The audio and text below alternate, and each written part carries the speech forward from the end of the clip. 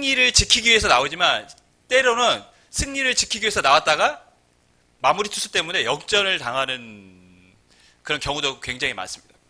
그래서 마무리 투수에게는 두 가지 별명이 있어요. 하나는 소방수, 불을 끌어 나왔다는 거, 위기 상황에 불을 끌어 나왔다는 거. 그래서 소방수라고 부릅니다. 그런데 나오면은 맨날 역전당하고 얻어 터지는 그런 투수들은 방화범이라고 부릅니다. 오히려 불을 더 질렀다는 것이죠. 오늘 우리가 읽은 성경에는 삼손이라는 인물이 드디어 등장을 합니다. 삼손은 우리가 많은 정보를 이미 알고 있습니다. 삼손 하면 뭐가 떠오릅니까? 힘이 세다. 그 다음에 머리가 길다. 그 다음에 또 여자 좋아했다. 뭐 이 정도로 우리가 알고 있습니다. 근데 우리가 알아야 될 게 하나 있어요. 삼손은 사사라는 것입니다. 사사였는데도 그 중에서도 어떤 사사냐? 사사기에 등장하는 마지막 사사였습니다. 마지막 사사였으면 그럼 이 삼손이라는 사사는 마지막 사사면 소방수 사사였을까요? 방화범 사사였을까요? 삼손의 이야기가 13장에서 16장까지 기록이 되어 있습니다. 무려 4장이나 됩니다. 사사들이 12명 나오는데요.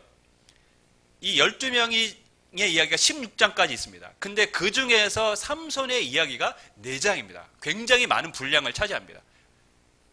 그만큼 삼손을 통해서 전해주는 메시지가 많다는 것을 우리가 짐작할 수 있습니다.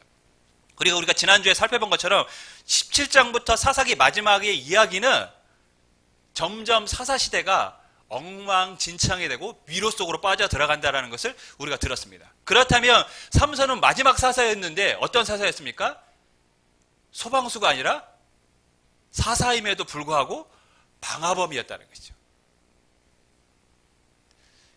원래 사사는 이스라엘 백성이 왕이 없던 때에 이스라엘 백성의 재판관 혹은 어려운 일이 있을 때 나라를 구원했던 사람들입니다.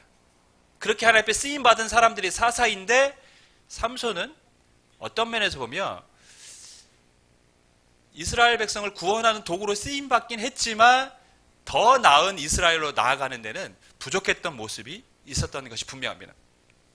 오늘 삼손의 이야기를 통해서 하나님이 우리에게 전해주는 메시지가 무엇인지를 한 몇 주간에 걸쳐서 한번 살펴보도록 하겠습니다. 삼손이 사사가 되었을 때의 이스라엘의 분위기, 배경은 어땠냐? 그 앞장에 나와 있는 12장의 말씀들을 보면 어떤 사사들이 등장했는지를 우리가 알 수 있고 그들을 통해서 삼손이 어떤 시대의 사사가 되었는지를 짐작할 수 있습니다. 입산이라는 사사가 등장합니다. 이 입산이라는 사사는 7년 동안 사사를 했는데요. 그에 대한 소개는 아들 30명과 딸 30명이 있었다. 그리고 딸들은 이방인들에게 결혼을 시켰고 아들은 다른 밖에서 딸을 얻어와서 결혼을 시켰다는 것이죠. 원래는 이스라엘 백성은 이방인과 결혼하면 가나안 족속과 결혼하면 안 되는데 이 입산이라는 사사는 자연스럽게 이방인과 지금 자녀들을 혼인을 시켰습니다. 두 번째 엘론이라는 사사가 등장하는데 12년 동안 사사를 했다. 이걸로 끝입니다. 소개가. 그 다음 힐렐이라는 사사가 등장하는데 8년 동안 사사를 했는데 아들 30명, 손자 30명, 낙이 70마리 있었고 비라돈 사람이다. 어느 지파 이야기도 하지 않습니다. 어느 지역 사람이다라고만 얘기합니다. 무슨 말이냐면 이제부터 이스라엘은 원래 지파 공동체잖아요. 어느 순간부터 지파의 의미가 중요하지 않게 되었다는 것이죠. 어느 지역이 중요하게 된 것입니다. 그 말은 무엇이냐면 이스라엘 백성들이 이제 자신의 정체성을 잃어버렸습니다. 왜? 섞여 살면서. 어느 지파는 무의미하게 된 거예요. 이방인과 섞여 살면서 지파의 중심성, 이스라엘이라는 정체성은 사라지고 그냥 어느 지역에 살고 있다가 더 중요하게 되고 이 사사들이 어느 나라를 구원했다, 어떤 상황에서 하나님 앞에 쓰임받았다는 이야기는 전혀 없고 아들 몇 명 있고 어떻게 장가 보냈고 가축은 얼마 있었고 세상적인 것에 초점을 맞추고 있습니다. 그만큼 이스라엘이 세상과 섞여 살면서 정체성 잃어버리고 세속화되었음을 성경은 말씀하고 있습니다. 사사들이 이럴 정도였으면 그 일반 백성들은 어땠을까요? 이러한 분위기 속에서 사사 삼손이 등장을 합니다. 하나님의 백성이 백성답지 살지 않게 있습니다. 그러면 뒤따르는 것은 무엇일까요? 하나님의 징계가, 진노가 따릅니다. 1절 말씀, 13장 1절 말씀 우리 같이 읽습니다. 시작.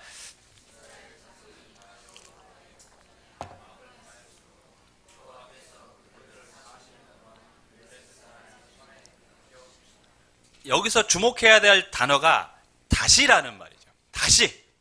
이 사사기는 반복된 사이클입니다. 이스라엘 백성들이 범죄하며 하나님이 보고 계시다가 채찍을 지십니다. 채찍이 맞으면 아프잖아요. 아프니까 어떻게 하죠? 이방 민족을 통해서 이제 고통을 당하니까 살려달라고, 하나님 살려주세요, 우리가 잘못했어요 하고 회개합니다. 부르짖습니다. 그럼 하나님이 그 회개의 소리를 들으시고 구원, 사사를 세우셔서 구원해 주십니다. 그러면 나라가 좀 평안해지잖아요. 평안하면 어떨까요? 다시 범죄합니다. 그래서 다시. 이게 지금 330년 동안 이 사이클이 진행이 됐어요. 근데 지금 이게 사사기 마지막 사사라고 했으니까 이 사이클이 계속해서 진행되면서 이스라엘의 범죄는 점점점 더 커져갔습니다. 그리고 여기서 등장하는 드디어 민족, 블레셋. 사사 시대부터 다윗 시대까지 이스라엘을 가장 괴롭히는 민족이 이제 블레셋 민족인데 무려 40년 동안 이스라엘을 괴롭히기 시작합니다. 근데 원래 이 블레셋은 어떤 민족이냐면 이스라엘 백성들이 가나안 땅에 들어가서 전쟁을 통해서 땅을 차지합니다. 근데 의도적으로 남겨둔 족속이 있어요. 그게 바로 블레셋 족속입니다. 하나님이 이 족속은 의도적으로 남겨두셨어요. 왜냐하면 전쟁을 경험한 사람들은 무엇을 경험한 것이냐면 하나님의 은혜를 경험한 것입니다. 아, 우리에게 승리를 주시는구나. 우리가 순종할 때 하나님이 우리에게 이김을 주시는구나 하고 하나님을 경험한 사람들입니다. 근데 이 세대가 지나가면 하나님을 모르는 세대가 세워질 것이고 이들에게 하나님을 경험할 수 있도록 블레셋이라는 민족을 남겨주셨어요. 그러니까 하나님은 이 블레셋을 통해서 하나님이 은혜를 베푸시는 것을 알도록 남겨줬는데 이제 반대가 된 것입니다. 하나님의 은혜를 알게 하는 도구가 아니라 하나님의 채찍의 도구로 지금 블레셋이 쓰임받고 있습니다. 이게 굉장히 중요한 것이죠. 하나님은 블레셋을 원래 이러한 목적으로 남겨주시지 않았습니다. 하나님의 계획은 변함이 없는데 사람들이 하나님의 계획 밖에 머물고 있습니다. 하나님의 은혜 안에 있어야 되는데 이스라엘 백성이 하나님의 은혜 밖에 머물고 있는 것이죠. 우리가 하나님의 은혜 안에 있을 것인지 하나님의 은혜 밖에 있을 것인지는 우리의 선택입니다. 하나님의 말씀에 순종하는 자들은 하나님의 은혜 안에 머물게 되는 것입니다. 근데 지금처럼 하나님의 은혜 안에 머물지 않고 말씀 안에 거하지 않으면 오히려 하나님의 은혜는 반대로 징계로 다가올 수 있다는 사실을 오늘 성경 우리에게 블레셋을 통해서 말씀하고 있습니다. 굉장히 두려운 말씀이죠. 이때 블레셋이 이스라엘 백성을 괴롭히고 있는데 하나님은 삼손이라는 아이를 이 땅에 태어나게 하십니다. 2절 말씀 우리 같이 읽습니다. 시작.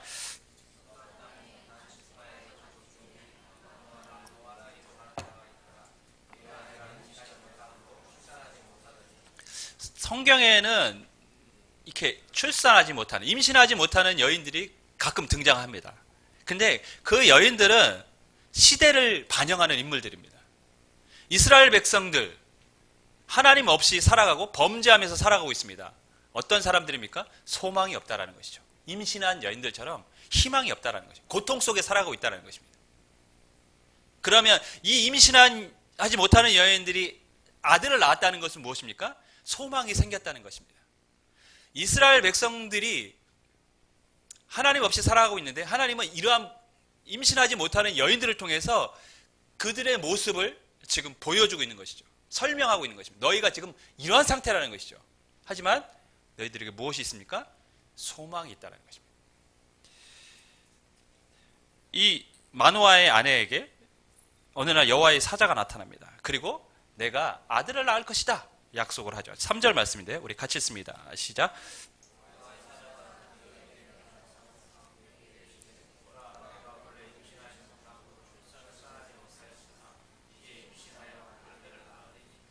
우리가 이 본문에서 주목해야 될 부분이 있어요. 그게 뭐냐면 하나님이 아들을 낳으리라고 말씀하셨고 이 아들이 블레셋의 손에서 구원하는 사사가 될 거라고 말씀하셨는데 실은 이스라엘 백성들은 여호와 앞에 부르짖지 않았다는 것이죠. 자, 사사가 등장하려면 앞에 뭐가 있어야 됩니까?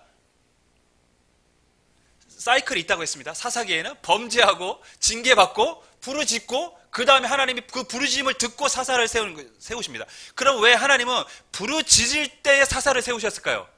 이것이 하나님의 목적입니다. 뭐냐면 하나님 없이 살아가는데 그렇게 부르짖게 해서라도 하나님 앞에 나오기를 원하셨던 것이죠. 하나님을 잊고 살아가는 이스라엘 백성들이 고통을 통해서라도 하나님을 붙잡기를 원하셨던 것입니다. 그래서 부르짖으면 그제서야 사사를 세워주셨습니다. 근데 이번에는 케이스가 다릅니다. 부르짖지 않았어요. 근데 하나님이 먼저 사사를 세워주십니다.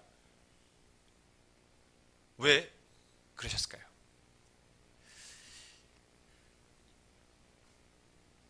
소사사 이야기와 연결을 해보면 12장의 말씀과 이스라엘 백성들은 이방 사람들과 섞여 살면서 지금 세속화되어 가고 있습니다. 그리고 이방 여인과 결혼하는 것도 너무 자연스럽고 삼손이 나중에 어떤 여인과 블레셋 여인과 결혼합니다. 근데 아버지가 그것을 이렇게 뭐라고 할까요? 막지 않습니다. 그만큼 익숙해 버렸다는 것이죠. 이방인들과 결혼하는 게 익숙해 버린 사회가 돼버린 거예요. 그리고 블레셋에게 지금 고통을 당하고 있지만 블레셋도 아마 아주 강하게 이스라엘을 억압하지는 않았던 것 같습니다. 왜냐하면 결혼하고 뭐 이런 관계 속에 있는 거 보면 그냥 어느 정도 조공만을 받거나 어느 정도 자신들의 경제적 이익만을 얻으며 이스라엘을 자유롭게 내뒀던 것처럼 보여집니다. 그러니까 이스라엘 백성들 굳이 블레셋과 싸울 이유가 없어요. 그냥 그들이 시키는 대로 하면 시키는 대로 이렇게 순응하며 살면 살아갈 수 있을 것 같습니다. 이방 사람들과 자연스럽게 섞여 살면서 그들의 문화에 젖어들면서 이스라엘 백성들은 영적으로 점점점 죽어가고 있었던 것이죠. 근데 하나님이 자극을 줘도 이제는 반응을 하지 않습니다. 부르짖지 않습니다. 죽어가고 있었거든요. 죽은 사람은 반응하지 않습니다. 산 사람이 반응합니다, 여러분. 이스라엘 백성들은 이제 부르짖지도 않아요. 왜? 그만큼 영적으로 무뎌져 버렸습니다.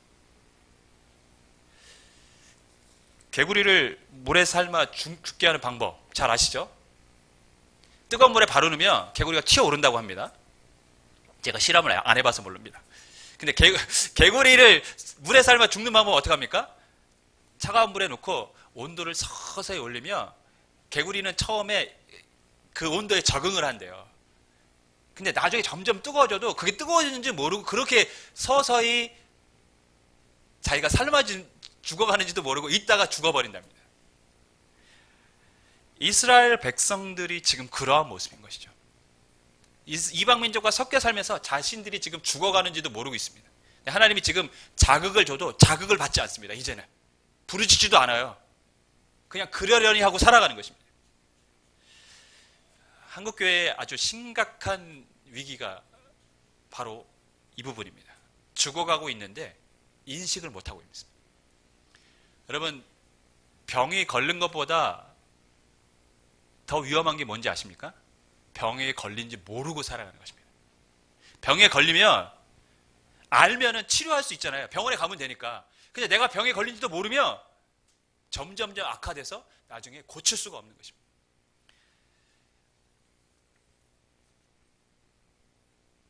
제가 어제 우리 청소하시는 우리 집사님과 봉사하시는 우리 집사님과 이렇게 교회에 대해서 얘기를 하면서 한국교회 위기다라고 제가 말씀을 드렸어요. 왜냐하면 교회마다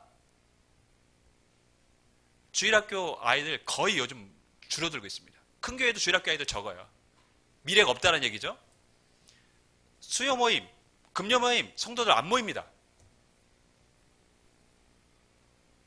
안 와요. 기도하지 않습니다. 말씀 배우지 않습니다. 그렇게 한국교회가 이제 그런 거에 익숙해 버렸어요. 성도들이 나오지 않는다는 이유로 이제는 시간들을 점점점 줄여가고 있거나 아니면 아예 없애버립니다. 근데 저는 이게 큰 문제라고 생각해요. 왜냐하면 안 되면 부르짖고 하나님 앞에 매달려야 되는데 안 되니까 어떻게 하는 겁니까? 성도가 없으니까 아예 문을 닫으려고 해요. 없는데 뭐하러 힘들게 모이냐. 그거에 익숙해져 버린 것이죠. 물론 저도 그러고 싶습니다. 저도 쉬고 싶을 때가 굉장히 많아요. 네, 지쳐요. 어쩔 때는. 솔직히 그렇습니다. 여러분. 지칩니다.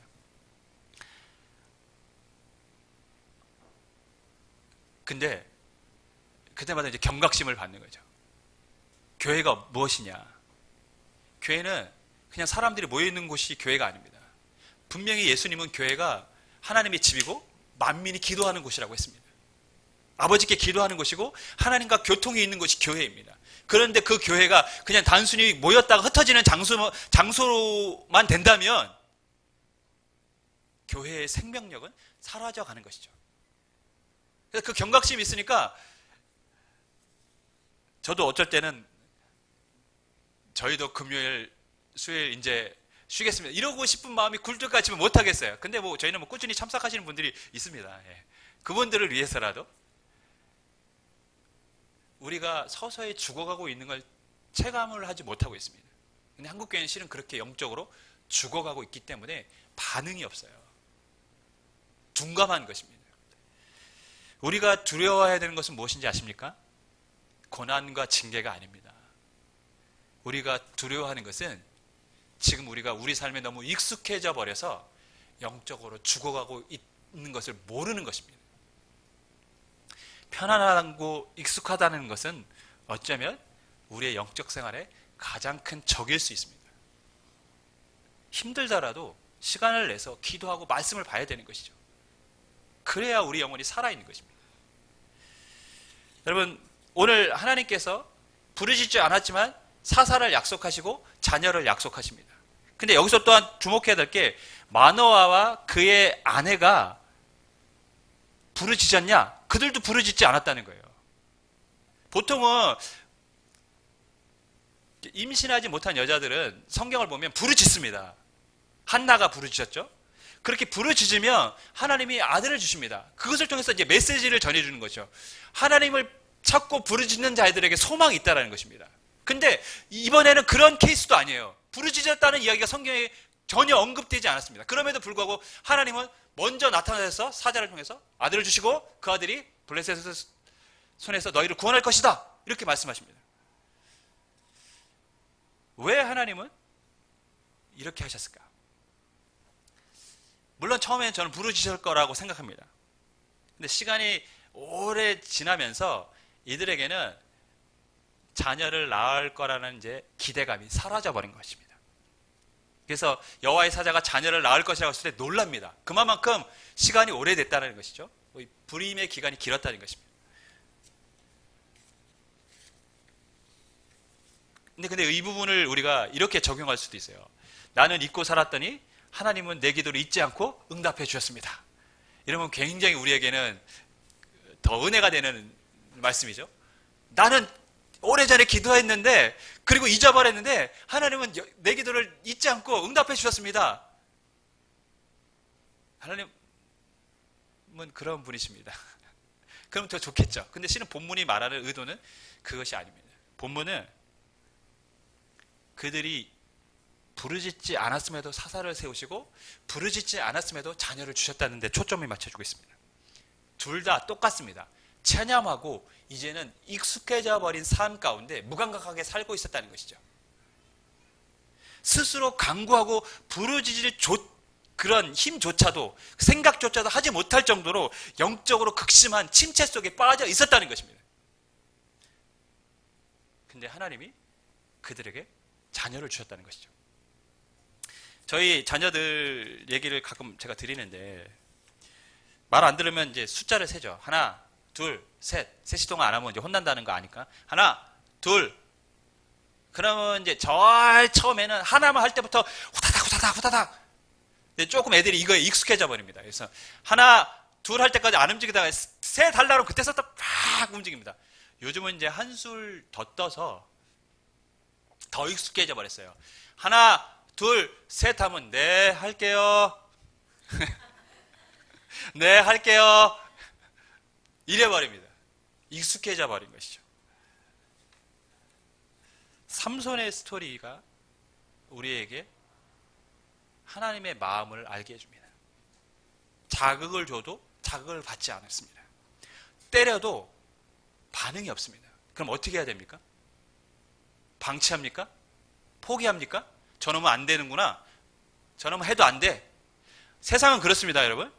학교에 약간 그 말썽장애 아이들이 있으면 그 아이들이 선생님이 처음에는 훈계도 하고 나무라기도 하고 또 안 되면 징계도 합니다. 그래도 계속해서 말을 안 들으면 어떻게 합니까? 나중에는 포기합니다.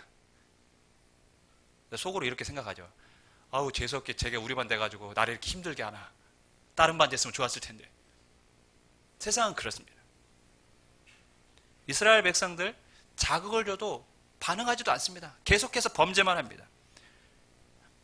그러니 이제는 하나님 스스로 나설 수밖에 없는 거예요. 그대로 방치할 수는 없으니까 하나님께서 부르짖지 않아도 사사를 주시고 부르짖지 않아도 자녀를 주신 것입니다. 그게 하나님의 마음입니다. 실은 하나님은 아쉬울 게 없어요. 왜? 고통을 당하는 건 이스라엘 백성들이지 하나님이 아니거든요. 그러면 우리가 여기서 무엇을 알 수 있냐면 하나님은 어떠한 마음으로 이스라엘 백성들을 지금 품고 계십니까? 부모의 심정으로 지금 품고 있는 것입니다. 부모의 마음으로. 아무리 자녀가 부모를 섭섭하게 해도 말로는 어떻게 얘기합니까? 어디 가서 고생 좀 했으면 좋겠다. 저는 어디 가서 정신 좀 차리고 왔으면 좋겠다. 이렇게 생각 들기도 하고 막 이렇게 화를 내기도 합니다. 그런데 막상 자녀가 힘들고 어려우면 부모가 아유 잘됐다 저놈 정신 좀 차려라 이렇게 말하면 그래 안 합니다. 여러분. 마음 아파하고 고통스러워하고 힘들어합니다. 어떻게 하면 도와줄 수 있을까? 그렇게 그 아이를 바라봅니다. 그게 부모의 마음이죠. 이스라엘 백성들을 향해서 하나님의 마음이 지금 그런 것이죠. 부모의 마음을 품고 있는 것입니다. 자극을 줘도 반응하지 않으니까 이제는 하나님이 먼저 일하기 시작하십니다.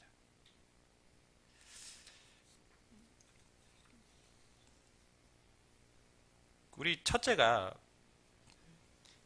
표정에서 그날 무슨 일이 있었는지 드러나는 아이예요.